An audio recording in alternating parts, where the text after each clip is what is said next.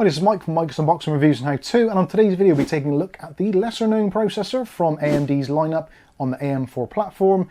This is the Ryzen 3 4300GE, a 4-core, 8-thread processor that only needs 35 watts of power, but is it actually any good?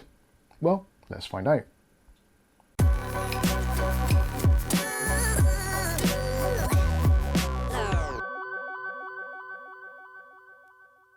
Okay, so in today's video we'll be taking a look at the 4300GE. Now this is basically exactly the same processor as the 4300G. The E on the end stands for efficiency. So we take a 65 watt part and we strip it down to a 35 watt part. There are some downsides to that, so you do get a lower clock speed, but you do get a considerable amount of energy efficiency. And for a 35 watt part you do get a lot for your money. Effectively what we're getting here is something in the region of a Ryzen 3 3100, but with kind of the same processing power graphically as a GT 1030 from Nvidia. So overall, actually not a bad package. That is, if you can actually pick one up.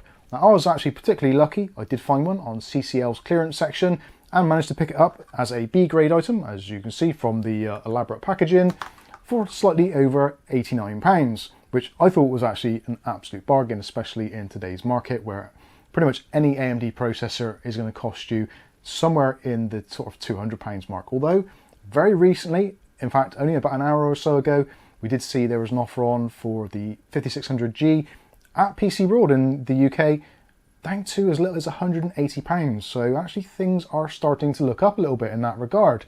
Anyway, I digress. So this little processor, fantastic little thing, and if you're building a small form factor PC, bit like the one just over there, and you're using a mini ITX board such as this one here, all links will be in the video description, this is actually a really good option, being that it is a very, very low wattage part, and effectively you've got pretty much a GT 1030 equivalent graphics actually on the chip. You can actually use this for many things. So you can use it for your home media center, you can use it for an always on PC, maybe some sort of file server. We do have 6 meg of cache on this processor, so it's not entirely awful. And actually for the price I picked up, I was very pleased that generally if you're going to pick one of these up, they are traditionally OEM only. So certain places will sell them if they've obviously bought them in and they're not using them. You can pick them up on AliExpress and Alibaba, those kinds of places as well. Somewhere in the region of about £150. So yeah, depending where you're shopping, you might actually be better off getting the 5600G as things stand at the moment. We're going to do shop around. I'll put links for all these kind of things in the video description below so you can check them out, check the local pricing where you are. You might pick up a bargain. Definitely I would say take a look at CCL if you're UK based, or if you don't mind paying a bit of extra shipping, check out CCL's clearance section. It's an absolute goldmine of bargains, it really, really is. Anyway, I'm going off topic once more. So is this processor actually any good? So installing it, obviously not a problem at all, even though it is OEM processor, and actually there's quite a few manufacturers that don't even list it in their motherboard BIOS support. It absolutely works fine on this B550 chipset, and also I've tried it on a B450 chipset on the Tomahawk Mark II. That worked absolutely fine as well, so no issues there whatsoever, no BIOS updates needed. As long as you've got a BIOS which supports 3000 series processors, which effectively this is what it is based on that Zen 2 architecture, you're going to be absolutely fine, so no worries there at all. But how does it actually perform, you're wondering? So let's have a look at Cinebench first of all. So in Cinebench we get a score of 5,891 points, which puts it just a little bit lower than the Intel i7-7700K, which is quite astounding really for what it is. That was Intel's flagship part not that long ago, and we're actually nibbling on the heels of it, so that is pretty impressive. And again, very similar to the score that you'd get from a Ryzen 3 3100, so excellent stuff there. So let's take a look at some synthetic benchmarks to see what the graphical progress is like. So in Unigene's Heaven, we get a score which isn't actually very good at all at the very end, 819 points, which is, yeah, not great. Average score, or average frames per second, we're looking at 32.5 frames per second, which, if you look at the rest of the benchmarks as we go through the rest of this video, you'll notice there is a common theme. So we're either, depending what games you're on, you're either looking at the sort of 30 frames per second, so effectively console gaming. At the other end of the spectrum, we're looking at somewhere in the region of 60 to 80 frames per second. So yeah, a little bit better, not great, but certainly very playable. So talking of playable, let's take a look at Fortnite. So Fortnite here, we've got 1080p, we're running at medium settings, and we've turned off motion blur because that's just horrible. And we've got scaling down to 66%. Now actually playing this was extremely enjoyable. I personally don't enjoy Fortnite a great deal. I don't get the whole building thing, it just, yeah, I just don't understand it at all. But I'm quite happy to go around exploring, finding weapons and taking potions and all that kind of stuff. But this is actually, it looks really nice, it flows very well, and you can see by the markers on the side there, you can see there's no real frame dips on here. It actually performs very, very well, unlike my gameplay, which is pretty awful. Although after a little while of playing this, again, very, very smooth. At the end, I think I came 6th in the map, which is actually not bad considering I was trying to record this and also play the game at the same time and not particularly concentrating. So yeah, actually not very bad at all. And obviously if you want to reduce the resolution even more or increase the scaling, then you can get more frames should you wish to.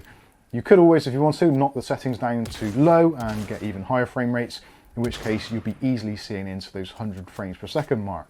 But averaging out here between 60 and 80 FPS on medium, I think is absolutely fine. Next up, let's take a look at another one of my favorites. So let's look at Rocket League. So Rocket League, we're playing this at 1080p. We've got this set to high settings and no scaling as such, so this is running at high. I've left it pretty much to do what it wants to do in terms of the game engine, selecting what is the best performance. And in most gameplay, we're averaging in the region of somewhere between 50 and 70 frames per second. Now, obviously, if you want to, you can knock things down a little bit and tweak the settings to suit your particular needs or your particular monitor. In fact, if you're using a slightly older monitor and you're down to 60 Hertz, then it's not going to make a huge amount of difference. But you can, if you want to, you can reduce those settings a little bit more and bump those frame rates up. But overall, a very good experience, very enjoyable, played very nicely, and again, no real major lag or stutter. So next up, we're going to look at a more synthetic again. So this is Far Cry 5 New Dawn. This is running on Steam, and we've got our settings set. Initially, I got it set to 1080p, medium settings, and I'll be honest with you, it isn't great. It's playable, but it's not great. So we're looking at lows in the sort of low 20s, averaging around about 30 frames per second, 25, 30 frames per second. So certainly it's playable for this kind of game where you're playing in story mode. You could get by with that. It isn't going to cause you too much grief. When you get a lot of action going on, obviously you're going to get your dips, and when it's in more open areas, it's going to become a little bit better.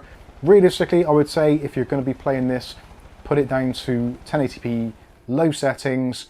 That's going to give you a good experience. You're going to be looking again in that same sort of region, so you're going to be getting sort of 50 frames per second, which is totally playable for this particular title. And in fact, even on some of high-end graphics cards, when you crank it up to 1440p, I've ended up playing it sort of 50, 60 frames per second, and it's been a very enjoyable experience. So there is Far Cry 5. Yep, it's not great. Obviously, this is a low-end system. It is only taking 35 watts, or at least that's the TDP. Obviously, it's going to be drawing a little bit more than that. But let's take a look at the next game up on the list.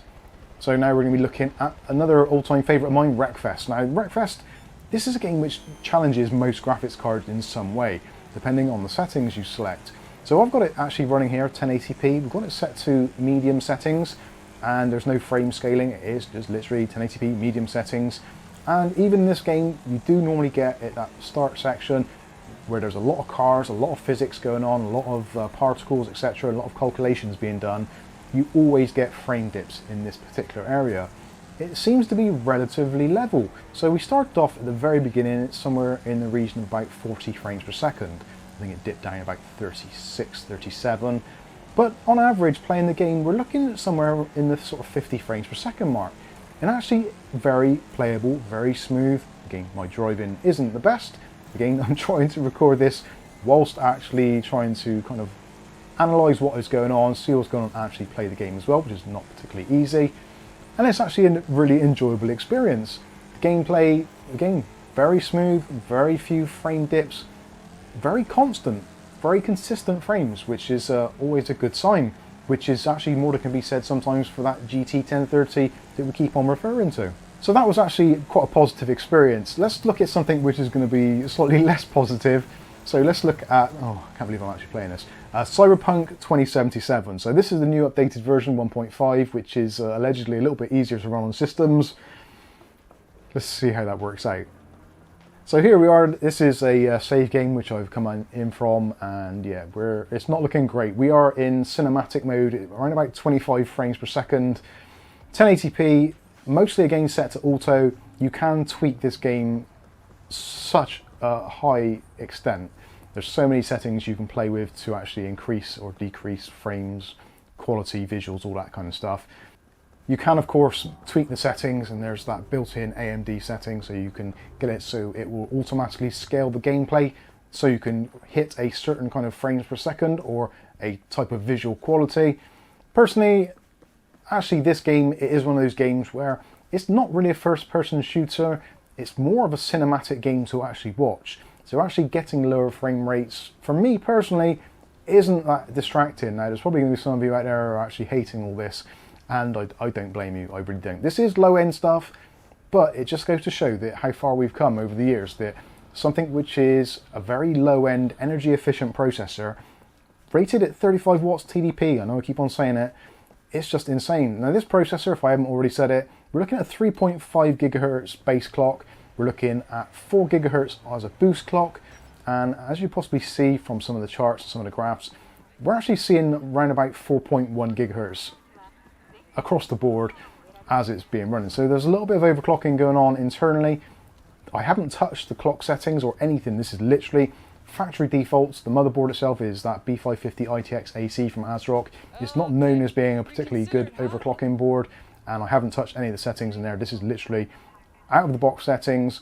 In actual fact, I am using a stock cooler as well, which is worst case scenario here, so we're using the stealth cooler. So this is essentially what you're going to see worst case scenario. Now these processors are known to overclock reasonably well, so you should be able to get 4.3, 4.4 out of it in terms of the actual processor itself.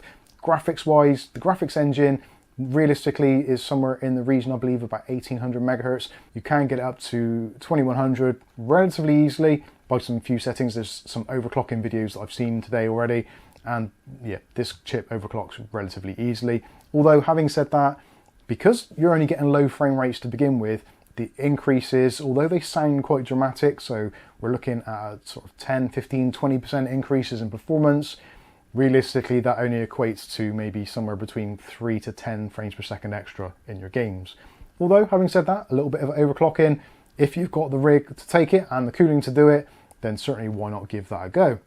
So let's take a look at something else which is more of an esports game. So CSGO, again, I love this game, I really do, and it actually plays really nicely. We've got 1080p, we're in high settings here, and it actually plays the game really nicely. Even with my RX 5700 XT running at 1440p, generally the game runs it somewhere in the region of about 150 frames per second in most areas of dust, unless you're in a specific place or looking at the sky or looking at the ground, in which case the frame rate goes absolutely mental. But this is actually playing quite nicely. We're hitting somewhere between 60 and 80 FPS, peaking upwards sometimes into the 90s and 100s. An extremely playable game. This runs actually really well. Again, something else I'm noticing, and I keep on saying this, and there's something which is happening very consistently, and that is consistent frame rates. It does play extremely smoothly. Now, I guess it's because the whole thing is quite balanced. It's not getting overly hot, so we're not seeing any throttling or anything like that. It just runs and plays very nicely, and it runs very smoothly. I'm not sure whether the actual gameplay footage is kind of getting that across, but certainly for me, all the games that we've tested today have been actually very pleasurable, even though sometimes have been a little bit lower frame rates.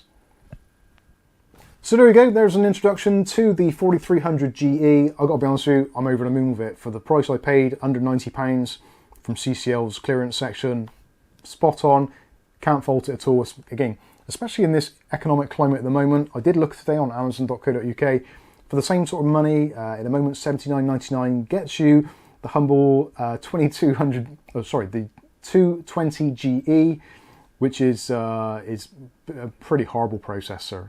Dual core, it's fine for word processing just about, but yeah, it's not a great processor. It's definitely seen better days.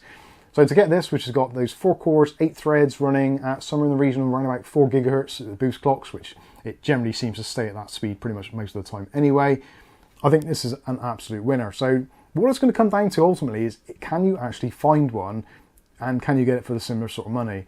If you're spending more than £100, maybe £120 on this processor, then I would say realistically you're probably better off not, especially now that we've got the 5600G coming down to £180, which is getting towards that point where it just makes a ton more sense than it did. I paid around about $250 for my 5600G a while back now, and seeing these prices come down and down and down, it's yeah, it's pretty terrifying. It really is. Anyway, that's enough waffling. Let me know what you think about this one in the comment section below. Have you actually heard of it before? Did you know it was something that was available? I guess clearly because it is an OEM chip in theory, then most people probably wouldn't have heard of it and wouldn't have seen it unless you'd bought an OEM system. But you do seem to find them every now and then popping up. AliExpress, like I said, got them. Didn't find any on eBay, strangely. Quite often you normally would find that sort of processor on eBay quite easily. Couldn't see any at all, but we'll put some links in there just in case they do come up. And again, like I said before, definitely if you're in the United Kingdom, do keep an eye on CCL's bargain section. The clearance section is where it all seems to be happening at the moment. So yeah, definitely keep an eye out for bargains on there.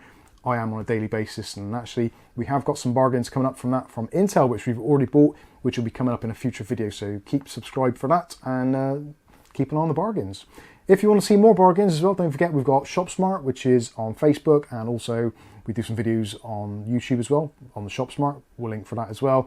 Otherwise, all the deals that we find will be posted on a daily or even kind of hour by hour basis on our Discord, so you're more than welcome to join there. Go into Deals No Chat, and all this stuff that we find through the community gets posted there. So if you want to see these deals first, that's where they're going to be. After that, they'll be in the YouTube community tab, so keep an eye on that as well. So I think that's going to be it for this one. Sorry I wittered on, but yeah, I'm actually pretty excited. It's nice to have something positive in the computing market at the moment, which actually seems like a real genuine bargain. Anyway, I've been Mike. This is Mike's Unboxing Reviews and How To, and hopefully we'll catch you in the very next video. Thanks for watching.